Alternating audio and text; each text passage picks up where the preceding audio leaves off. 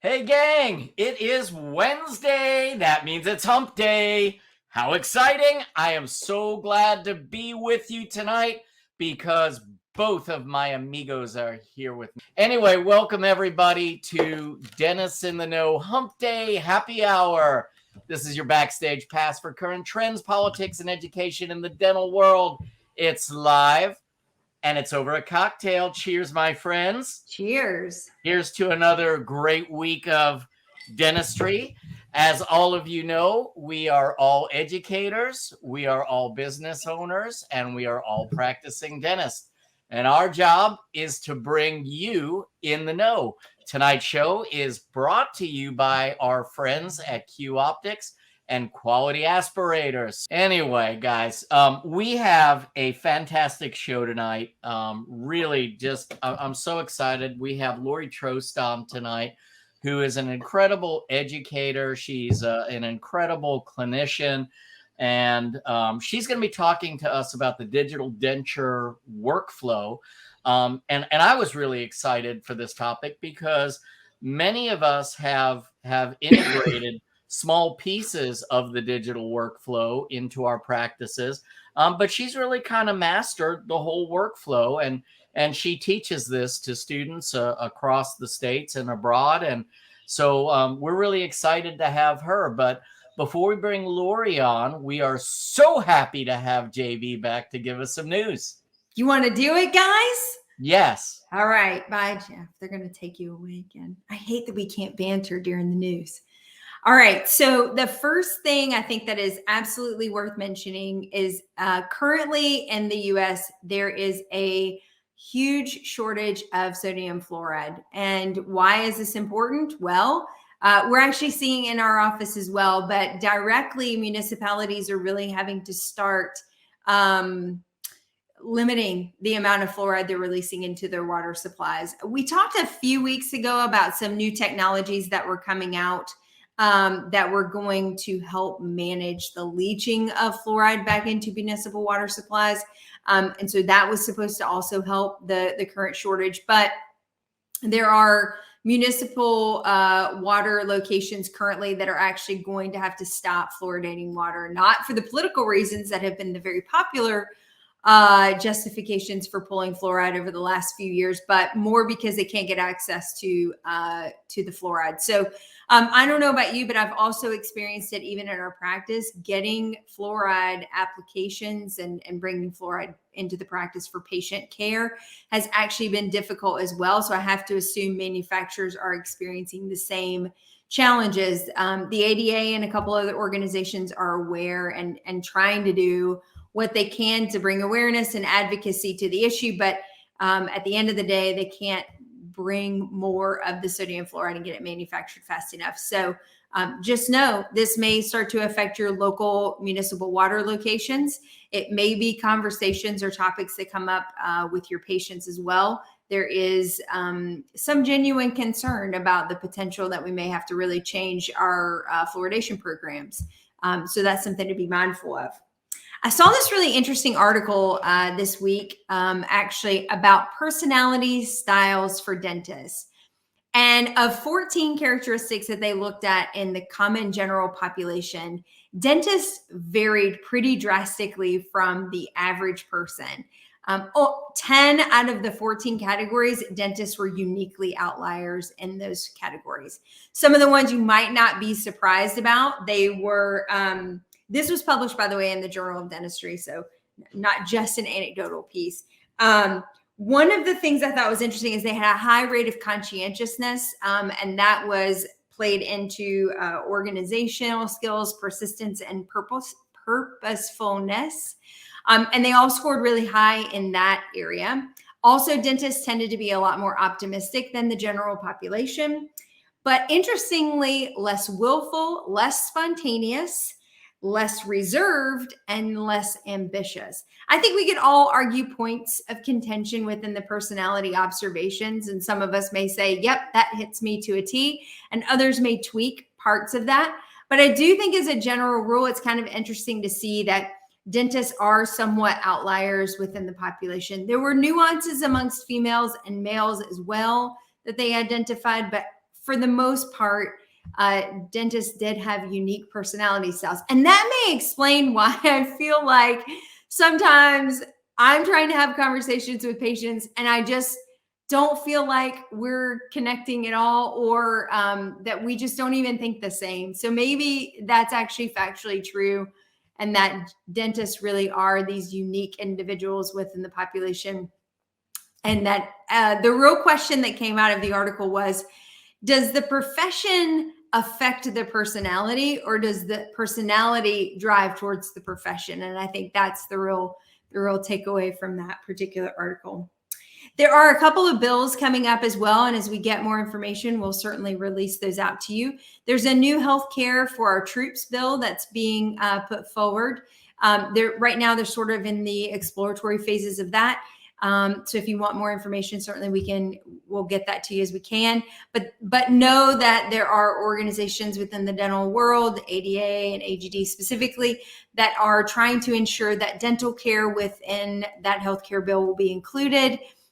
Same for a Medicaid bill that's also being batted around a bit. We talked about that a few weeks ago.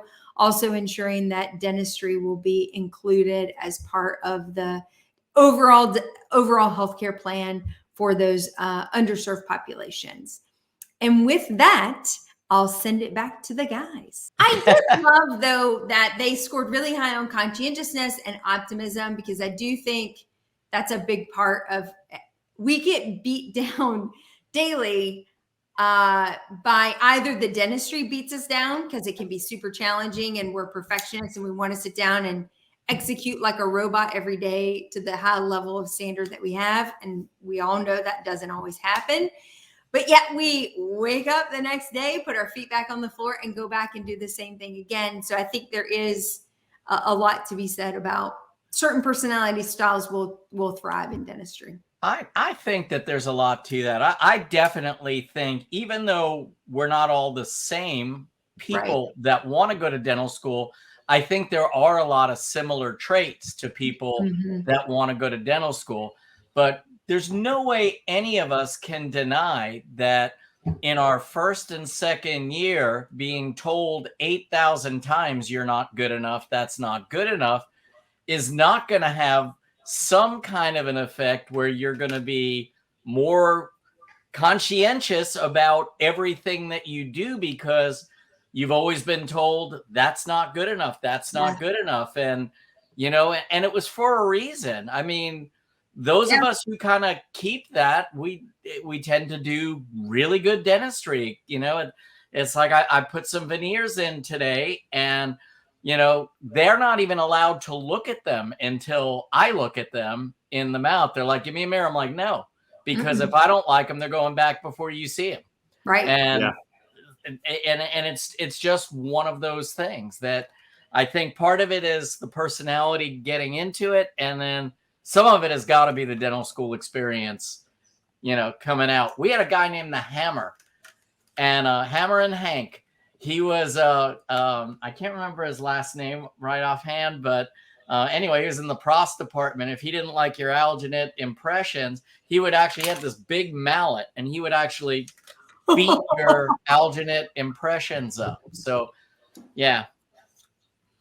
So that's what's going on in here. I think it would be a great, not experiment, study to see personality styles before dental school, after dental school, 10 years into dentistry. Like, I know that there's the evolution as you age, your priorities change, your perspectives change, your optimism change. There's a lot of things that will evolve.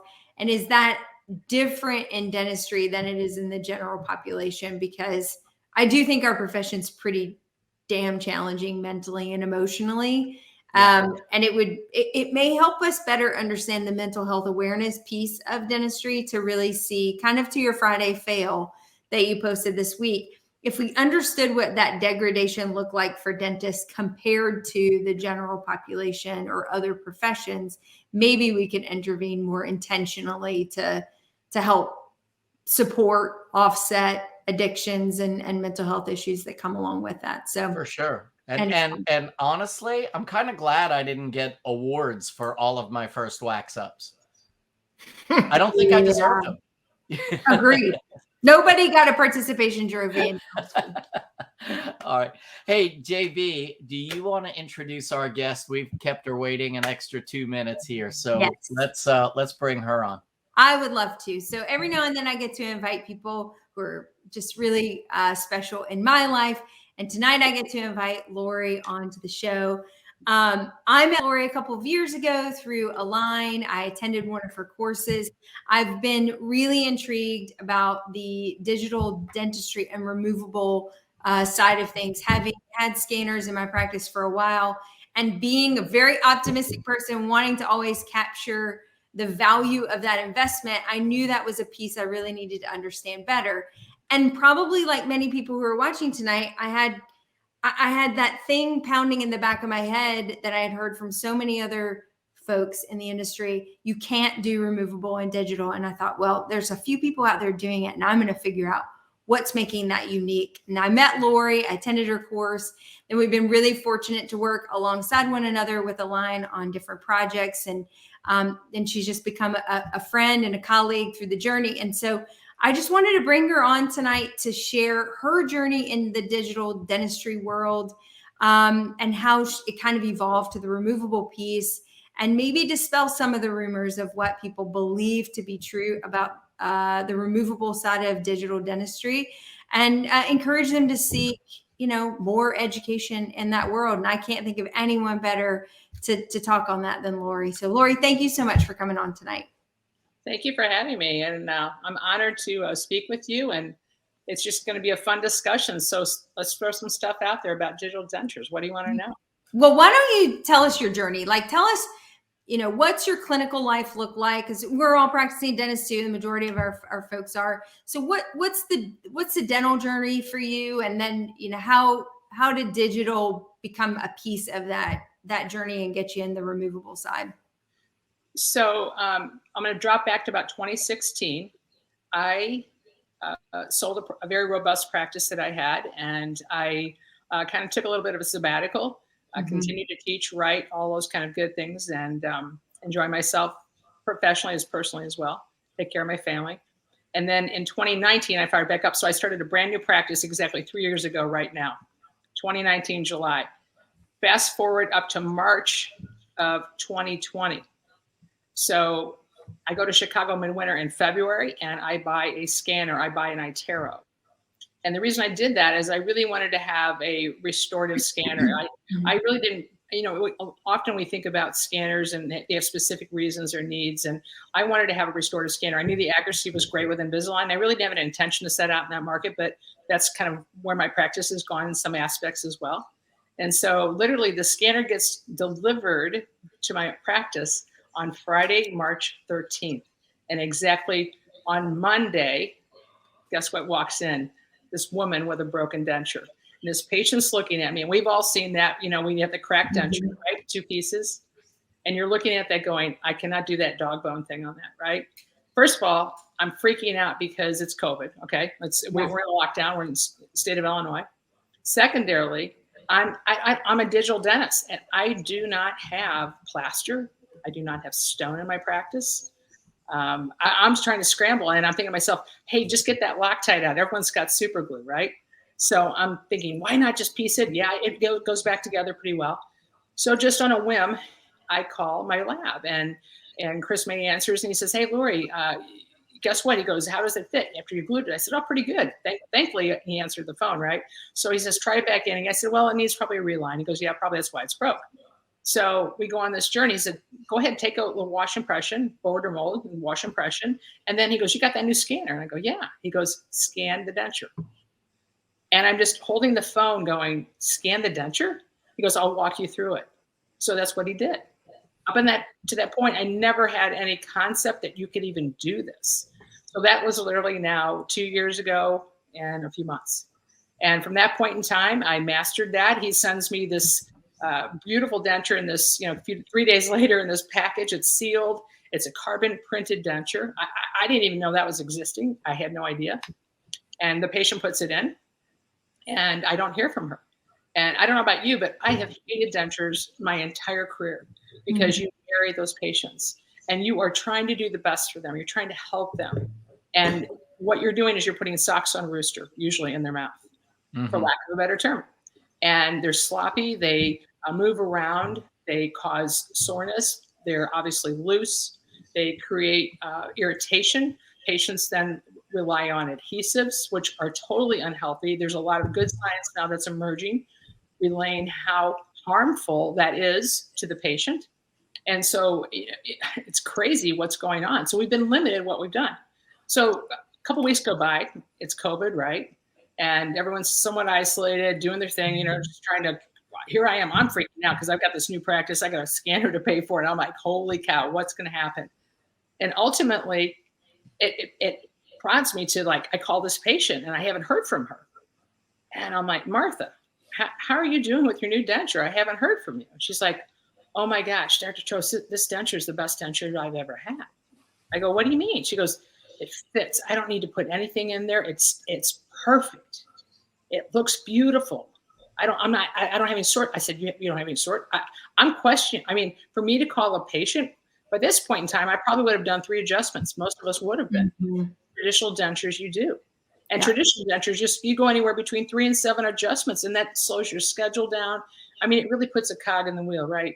So anyhow, it was just an amazing process. And a couple of weeks after that, another patient comes in. I do the same thing. I get a little bit better at scanning. The first time it took me probably 15 minutes to scan the denture. I mean, right? Okay, I'm learning. And then after that, I started understanding the dynamics, how to capture, how to roll, how to take the thought process of what we do for maybe a single crown unit, but you got to take it now into more of a 3D methodology and what you need to go and approach and where to start, where to stop, where to roll, how to hold it, all of that. And from that, I started to chronicle some cases and have just built up a library of, I've probably well over 250 now cases, 300 cases. Wow. Yeah, it's pretty wild. So I think that's one of the misnomers about digital dentistry is everybody thinks that there is absolutely no analog piece, and yet the analog pieces can still be so useful. For example, Jack Turbeville, who has a beautiful technique of creating a trial denture. And now you have the ability now to scan that, which the materials that he used were very delicate and very often got damaged, in the transition back and forth. And so, now you have the ability to instantly take that intaglio surface that was tissue bearing, because everyone says, well, you're not going to be able to mold the tissue with a scanner. No, you can't. But we can sure do that analog and then scan what we've done and have something instantly to print. So would you talk a little bit? I mean, you started this conversation, so thank you. Talk a little bit about how we still have to have some of those inherent analog skills, even with digital dentistry. Great. So what you're getting at, Jeff, is absolutely right. You still have to rely on an analog component for many of the cases you're going to do, because these cases are coming in, patients are coming in, and what I've learned from this is there's usually about 4 different types of denture cases that walk in your practice. So I've been able to create silos for what their case presentation is. Okay. And then I'm going to be honest with you. I got very lucky on my first one. I got totally lucky because the patient was happy with her teeth. She was happy with the shape, the color, the occlusion was good. It was just broken in half. She had lost weight. It was sloppy, and that's why it failed.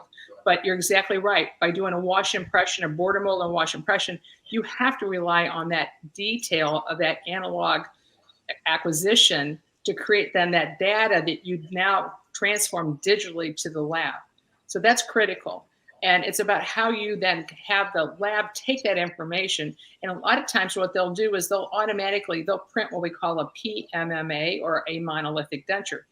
So just like we've learned in school, okay, in the Jack Turbeville method, when you're using these beautiful wax ups, and how long did we spend doing all of those crazy and festooning? And I mean, hours upon hours, right?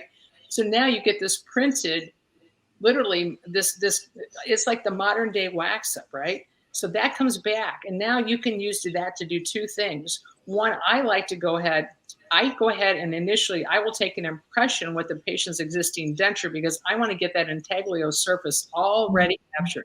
Because now when that PMMA comes back and I put it in that patient's mouth, that monolithic denture, that modern day try-in, I know I'm secure with my fit and my accuracy spot on. So I really kind of jump ahead and do that. And I've learned how to go about that and master that. And that's really a critical element.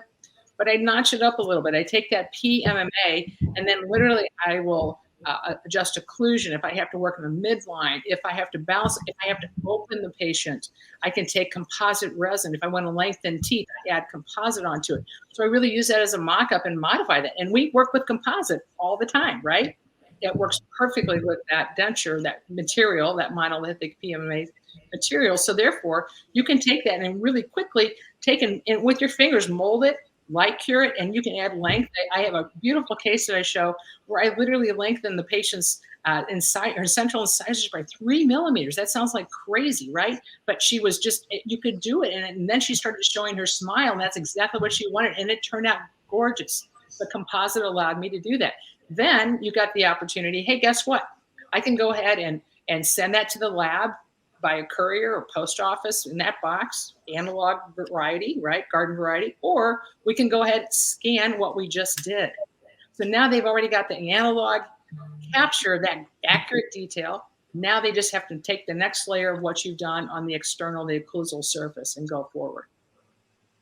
One of the things that you said during your lecture that I loved, especially for anyone who walks in with any type of removable appliance, is there's something valuable in every appliance that walks in, even if the intaglio surface is not working anymore, or the occlusion is busted, or whatever it happens to be.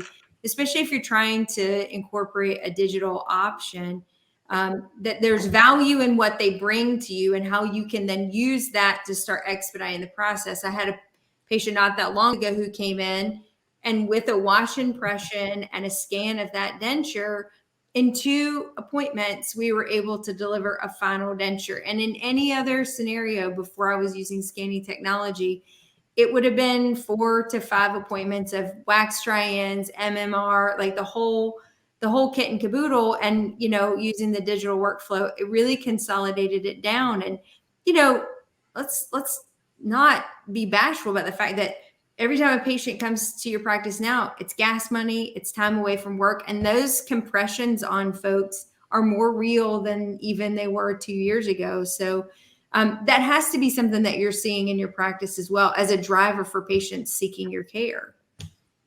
Oh, it's absolutely huge. So it reduces the number of appointments, and more to your point, Jennifer, what you mentioned, and I really think this is tremendous value. Every patient that comes in, that information that comes with what they're already presenting with, you can use that like a custom tray. You can use that for just different ideas to start mocking up. And we always talk about smile design. We're driven restoratively to think about veneers and crowns and beautiful ceramics. The same applies for dentures. And what I've learned is you can take pictures and you start to mark on midlines, and then you start to go more at the facial proportions. And you honestly, with a denture case in patient, you rely on more of the facial proportions than any other time, because you're really starting to match vertical dimension of occlusion. You're looking at facial planes, occlusal planes, eye midline planes. You're really taking that into account. So taking photographs, I think, is very critical. Using the data from what they present with, even if it's just a simple custom tray. But here's what we have all worked and learned in school, and it's just what it was. The system and the whole process of a traditional denture just magnified copy error. So, whether you started with the compound, I remember that warm compound that used to brown, and then you heat that. I think about firing up a torch right now, but I couldn't even imagine. I mean, that just scares the crap out of me, right? And then taking and tempering that, the water, and putting that in there, all of that crazy stuff, right? But what that did was there's always expansion and contraction, and the copy error would start initially right with that very first step. And then it would magnify again when you come back with your custom tray, because that was altered, because then you have your impression material that either shrunk or expanded. Then you have the stone, and then you have the cast. It goes on and on. So this process, once you've captured the intaglio surface, the tissue surface, you've discovered where your occlusion is, your vertical dimensional occlusion, any kind of aesthetic changes, you've erased the copy error. And that's magnificent, because now you've got every layer, and there's 7 different layers when you peel off, okay, from tissue all the way down to occlusal table. And when you're doing all this digital design, that's what you're working with. So you have accuracy on each level. I love this. Do you mind? I mean, I know this may be a little more labor intensive than you thought this was going to be tonight, Lori, but would you talk about the workflow like Jennifer talked about with, with being able to get a denture delivered that quickly? I mean, obviously you can only go into so much detail, but I think just for everybody to understand how much overhead this can cut out of your practice, but also be beneficial to the patient by reducing the amount of times they have to take off from work and spend the gas, as Jennifer said. And often too, more to your point, and it does reduce appointments, because you're able to just transfer your data in a more significant way that you can use to either chairside alter. So that's a really, really big thing. You're able to manipulate that information and arrive at the endpoint much quicker with the digital flow. So simply, if you have a patient that walks into your practice and they're happy with their denture and they're happy with the aesthetics, and maybe it just needs a refresh. Maybe it's got that stain around the gingival contours. Maybe it has those old pin type porcelain style teeth we've seen, and then they break out. You can never replace them. They've been re-glued and super glued and tried to adhere, and the acrylic is old. Maybe there's a broken component, a portion of the denture, and you're able to fill that in maybe and modify that. Maybe you're able to literally just take that and the patient's happy with all that. Simply what you're going to do is copy the denture. And in that case, if it's a little bit loose, maybe it needs a little bit of a reline, go ahead, do a border mold, do a wash impression. If they're happy with and you're happy how the occlusion is, when you're check marking their speaking, their sounds, everything is spot on there. Easy, ready to go, simple. All you're going to do is then you're going to scan the denture with your scanner, send that to your lab.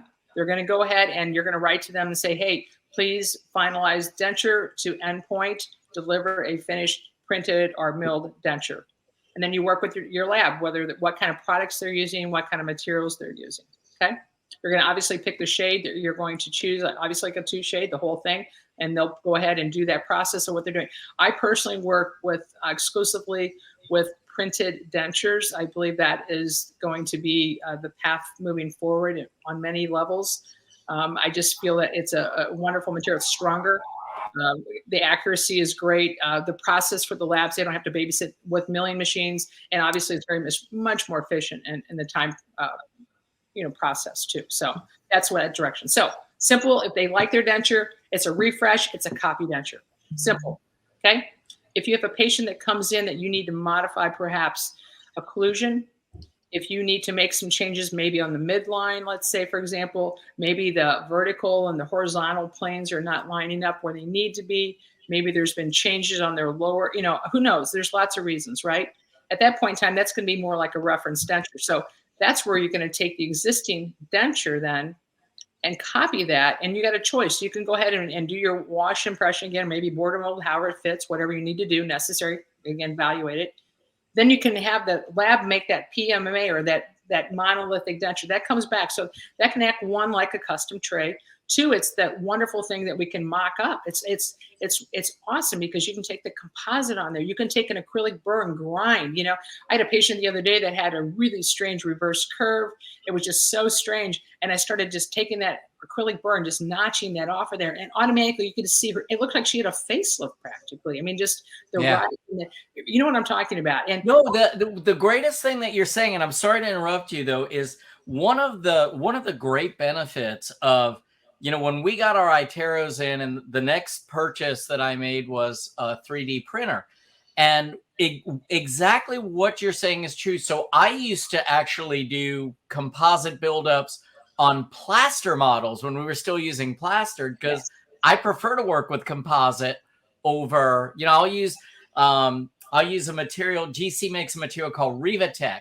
It's just this big Tootsie Roll of composite, and I can do whatever I want. And I can do it in 5 minutes versus with wax 15 or days or sending it to the lab. But what you're saying is true.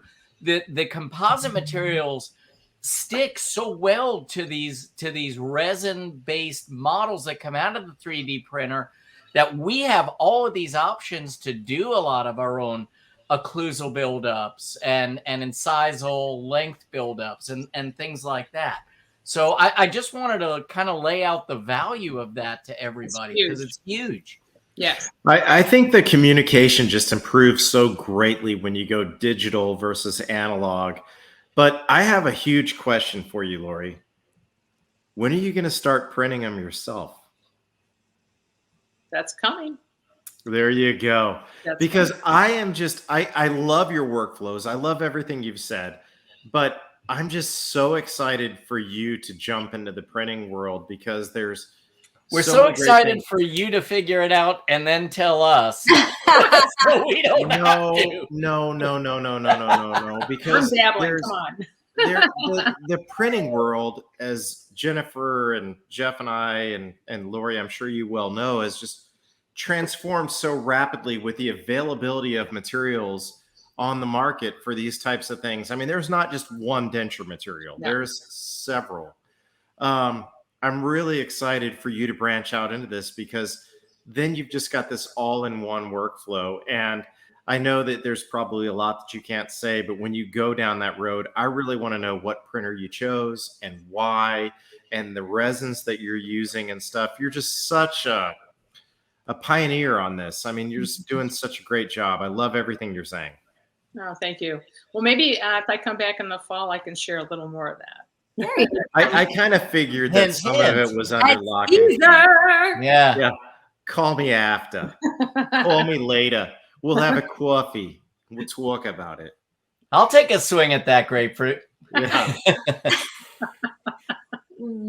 I'll get back to the topic at hand, but one of the things. Mine was off topic. Is that what you were saying? No, it wasn't. No, I was just curious, Jennifer. I didn't know if mine was off topic since we were talking about printing dentures. This is part of media. You tease. We've just teased. That was a beautiful tease. But then we were talking about grapefruit, so I'm just trying to bring us back to the non-citrus aisle. You're off my list. Thank you. I appreciate it. One of the other applications that no one ever talks about, and I think it's really important, is storage of denture data. Because how many patients, well, I don't know how many patients you've had, but I've had several who've gone into the hospital in an emergency situation to come home with no denture. And had I just had a method, and I've tried a lot of different ones. I've tried working with different labs. I've tried this dupe denture process, and they would store your denture, and that did not work in our clinic either. I've tried so many things because I know and appreciate the value of a backup or secondary denture. I get that. And for patients that can't afford the full kit and caboodle, at least you could store the data. Scanning your denture and then them calling you and you say, that's not a problem. I'm just going to send that data file over to my lab and they'll at least have you something printed within a few days. That's a game changer. And you can charge for that. Absolutely. Do you do that? I've toyed around with what that looks like in practicality in my practice. And right now it's simply just if I remember to do it, frankly. So do you have a methodology for doing storage dentures in your practice? Is that a standard part of your treatment plan? Is it the same lackadaisical response I have where it's like, if I remember, I'll scan it and store it? What's your thought on all that? So great points to this. The one beautiful thing about a digital record, at the end point, when you deliver that denture and it's been completed, right, you do have a permanent digital record. So in case a patient does lose that, all you have to do is call your lab and boom, they can print it and you can deliver it. Simple. Now, there are patients that I have, and I do offer an additional fee if they want to have a duplicate denture.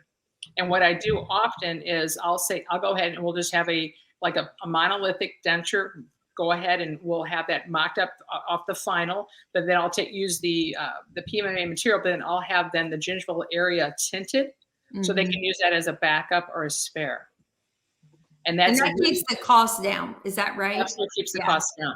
Okay. Now, the beautiful thing that's coming on the market too, many of these materials, the printed materials, are reducing in cost. There's going to be some more economy level entry points that I think is going to be very advantageous for patients. And advantageous for us too. So it's going to broaden our population reach and really just answer to a very underserved population. I think that really needs help, and they're really very appreciative and excited to get this kind of treatment.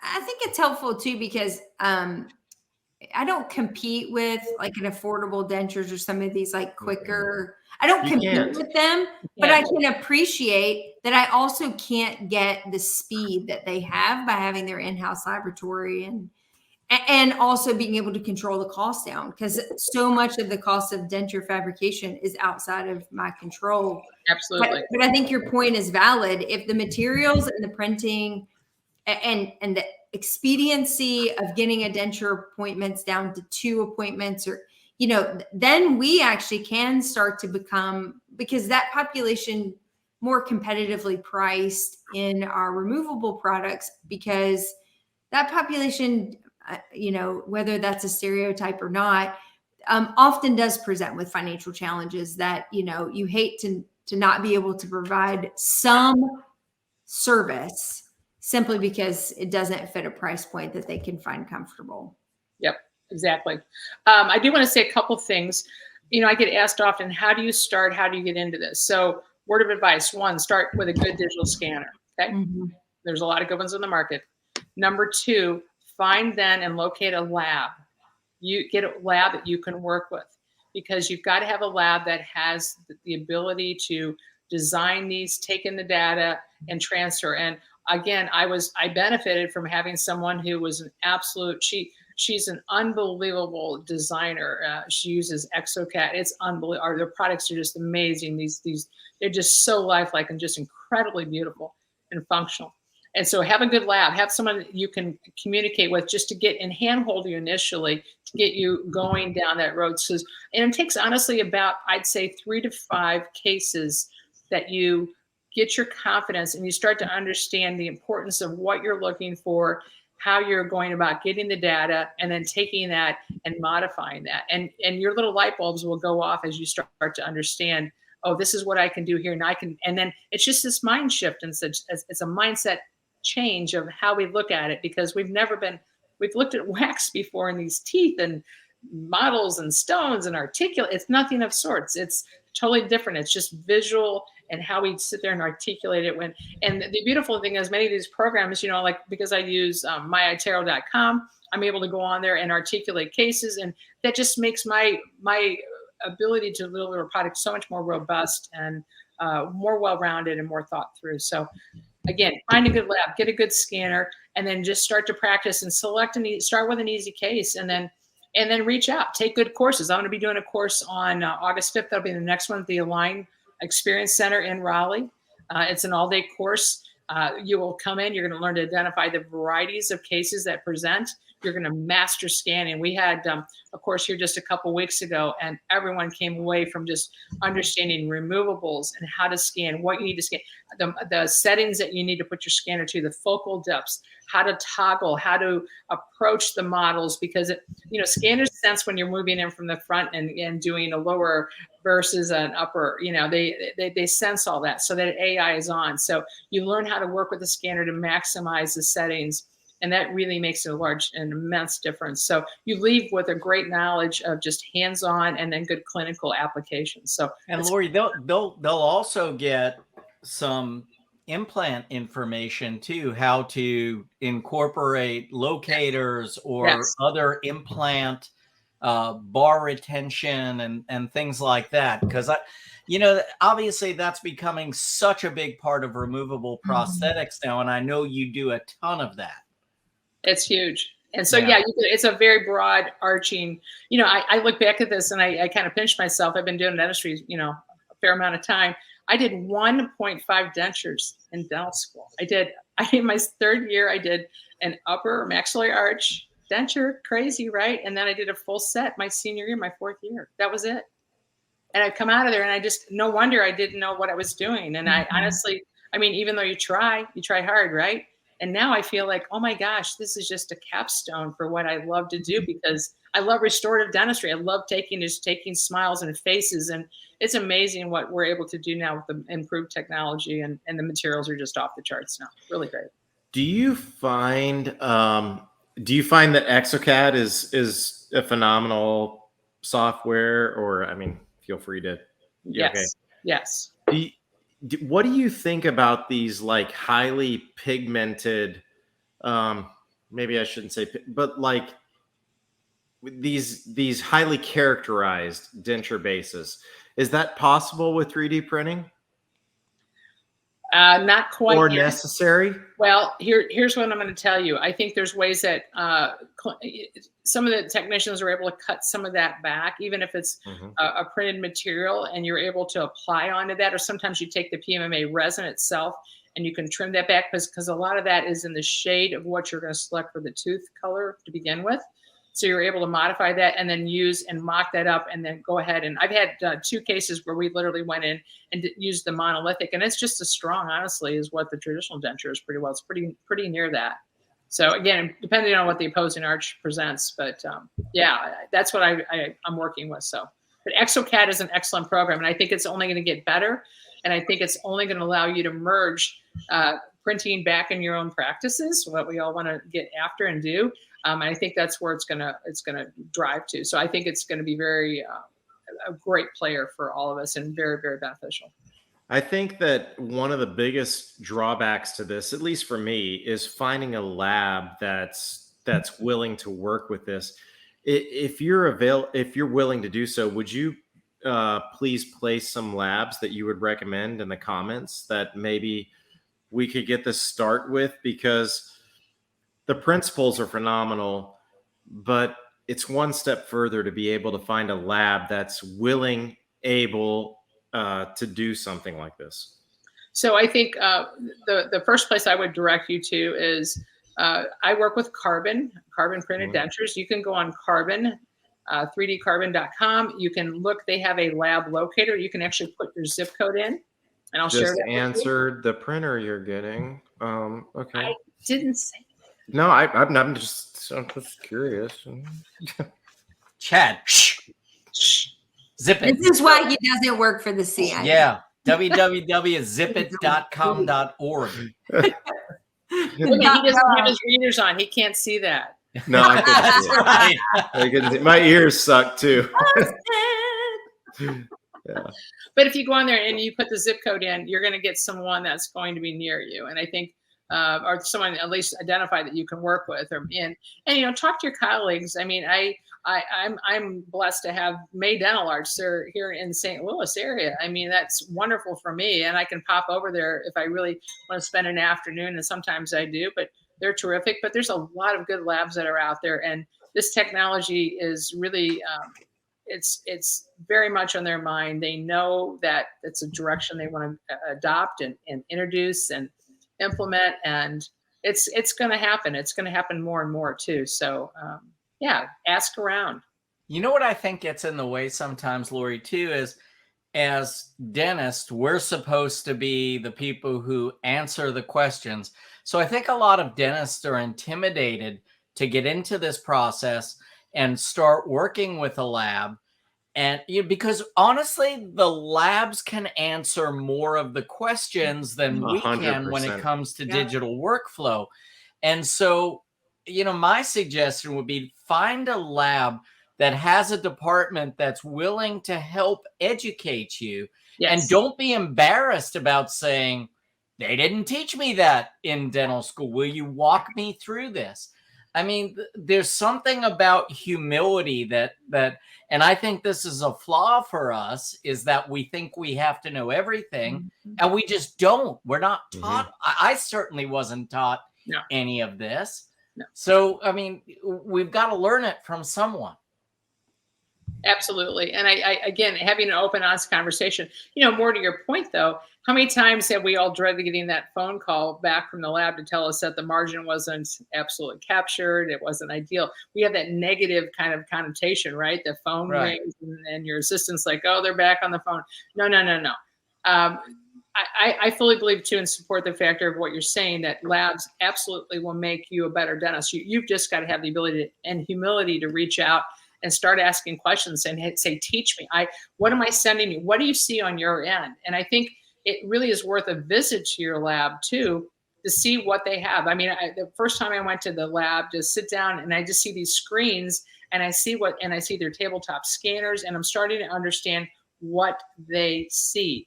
And that's really valuable because I understand the importance of sending really good data then to the lab, so they don't have to fill in or guess or, draw this line or connect that. No guess. We're going to have complete data here. So that's really critical. Would you agree with this statement that full digital, even going fully digital, makes us need to have a better understanding of the old analog processes that led up to it? Yes. I really feel that way because, I hear from people, impression materials, we're not even going to have impression materials in 10 years. And I'm like, are you crazy? I don't know. Maybe someone will figure out a way to border mold digitally. That might happen. I think we're a long way away. We're still a long way away in a lot of FACEBO techniques. And, yes. we're close. Maybe we're getting there, but we are not there.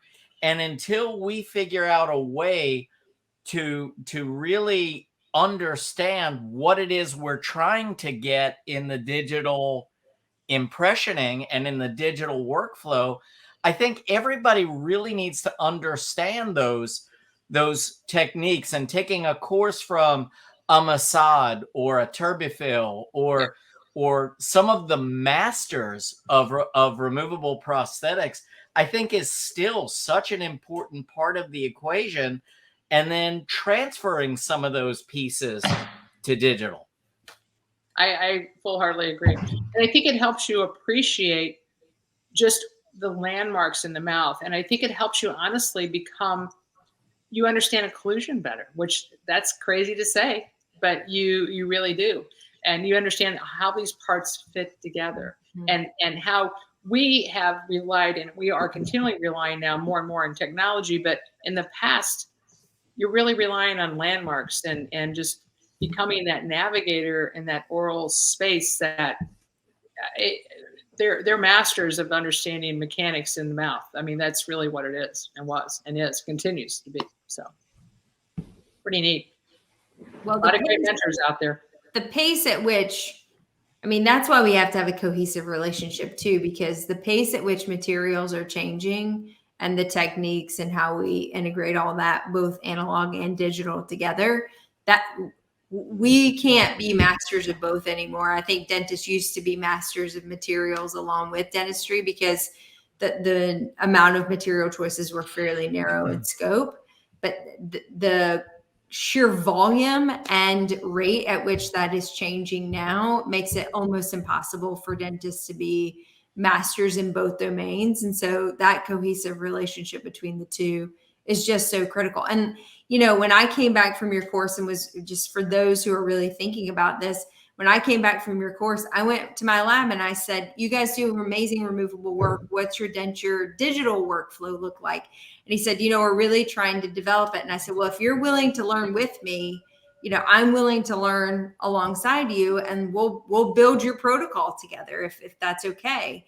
So, now my lab tech and I text back and forth pretty routinely, working through digital cases together, but we both are like humbly embarking on this and failing and achieving simultaneously. So, it's out there for anybody who's willing to Jeff and Lori's point, humble oneself enough to be ready to grow. And I think Awesome. I love the camaraderie that you can establish with your lab, because they really want to help you. And honestly, you're putting a face on the cases they never get to see delivered. Yeah. Think about this. These ceramists and these designers, they're on computers. They see these you get it. Yeah. And you never get to see the joy that we see, right? When you deliver that case. And to show that face and to show that smile and that mastering of just the accuracy, the set. I mean, all of that. They never get to see it. So I think if you can encourage that relationship and really build on that, and I applaud you, Jeff, for doing it. I think just to reach out, just go for it. And that just embellishes how you work together. And that just, I think, gets them excited too. I mean, I get excited, but I want to say, hey, you got to see what you did and help me deliver for that patient. Because at the end point, it's all about the patient. That's right. Absolutely. Well, Lori, gosh, the time has gone by really fast. And you were absolutely amazing. And thank you for coming on and sharing everything you know. I cannot wait, honestly, to sit in one of your courses. And so please send me the information of when you will be in Raleigh next, because Perfect. it is not far from me. And I will absolutely be sitting front row with JB. There we go. Raise in your hand. Anyway, thank you again, Lori. We appreciate you being with us so much. And we're a little bit over time. So, Chad, I'm going to toss it to you to close us out. But Lori, that great. Such amazing information. Thank you. Good. Thank you. Thank you, Lori. Before we do that, Lori, do you want to throw your last date out, your next date out, or are you going to do that, Chad? I'm going to let Lori do that. Okay. August 5th in Raleigh at the Align Experience Center will be the next digital denture course. Awesome. Yes. Awesome. Yes. Would love to see you all there. Would love to be there. So Lord willing, and the creek don't rise. All right, everybody. And for further dates, look on the Align Education schedule, and you'll be able to see more dates as they come up. And and get the queue for that, because we have more coming in the fall too. Awesome. Thanks, Lori. Great. Good. Thank you, Lori. Bye. Thank you. Thank you. Thank you, everyone. All right, everybody. I will close it out. I just want to say one of my favorite phrases is that sometimes you're the faucet and sometimes you're the sponge. Tonight I was the sponge. I was very quiet, but I was learning so much from Lori. I've known Lori for probably 2 years now. We met probably around that March 13th of 2020 date that she was talking about. And I just think she's such a delightful lady. But one of the things that I want to say in closing is that, we talk about the power of digital, but we dismiss the power of analog, and they marry beautifully together if you use them correctly. So I want to close with that. I also want to close with use a lab that empowers education, because education is what gets us through. But finally, I want to close with just one more thing, and that's the power of this group. You all may have watched this over the past couple of years, but I'm going to share something that really just kind of brought a tear to my eye today. Let me bring this up real quick.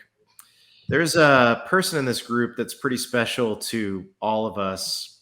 And I want to share this because this guy did something really special a couple of years ago, or last year. We had somebody reach out to us and ask for a little bit of help for a person in Atlanta. And Atlanta is not Charlotte, North Carolina, but one of our good friends of the show said, I can help. And he was in Charlotte, North Carolina, and he took this gentleman on. And over the past year, they've not only become a collegial patient-doctor relationship, they become friends.